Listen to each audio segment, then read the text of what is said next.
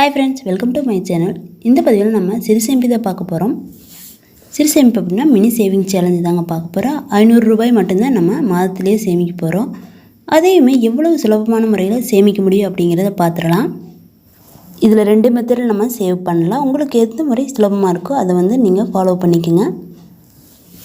பாருங்கள், ஃபஸ்ட்டு மெத்தடில் முதல் வாரம், 2வது வாரம், 3வது வாரம், 4வது வாரம் இந்த மாதிரி சார்ட் போட்டு டேட் நம்ம எழுதிக்கலாம். இப்போ இதில் நம்ம எப்படி தொகை எடுத்து வைக்க போகிறோம் அப்படிங்கிறத பார்த்துடலாம்.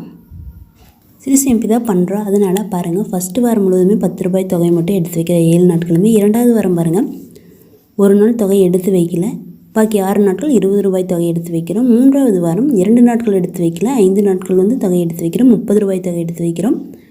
4வது வாரம் 4 நாட்கள் தொகை எடுத்து வைக்கிறோம், 40 ரூபாய் தொகை எடுத்து வைக்கிறோம். 3 நாட்கள் தொகை எடுத்து வைக்கல. இதனோட டோட்டல் அமௌண்ட் நம்மளுக்கு 500 ரூபாய் தொகை வந்துடும். அப்படின்னா நம்ம மாதம் சிறுசேமிப்பாக 500 ரூபாய் தொகை சேமிச்சிருப்போம். ஃபஸ்ட்டு வாரம், செகண்ட் வாரம், தேர்ட் வாரம், ஃபோர்த் வாரம் 500 ரூபாய் தொகை வந்துருச்சு. மந்த்லி சேவிங் சிறுசேமிப்பு 500 ரூபாய்.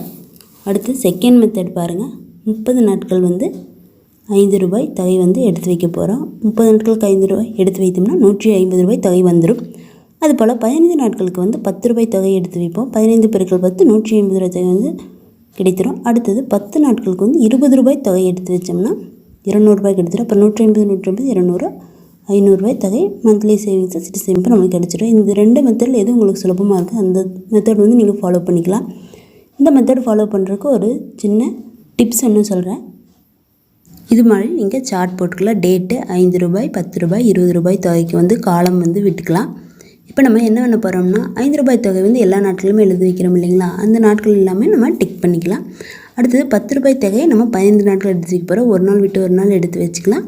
எடுத்து வைக்கிற நாட்களை நம்ம டிக் பண்ணிக்கலாம். 20 ரூபாய் தொகை 10 நாட்கள் மட்டும்தான் எடுத்து வைக்கிறோம். நம்ம எப்போ எடுத்து வைக்கிறோமோ அந்த 10 நாட்கள் நம்ம கையில் தொகை இருக்கும்போது எடுத்து வச்சுட்டு டிக் பண்ணிக்கலாம். இந்த மாதிரி சார்ட் போட்டு நம்ம பண்ணும்போது நம்மளுக்கு சுலபமாக இருக்கும் தொகை எடுத்து வைக்கிறதுக்கு. இந்த பதிவு உங்களுக்கு பிடிச்சிருந்தா நம்ம சேனலை சப்ஸ்கிரைப் பண்ணி சப்போர்ட் பண்ணுங்கள்.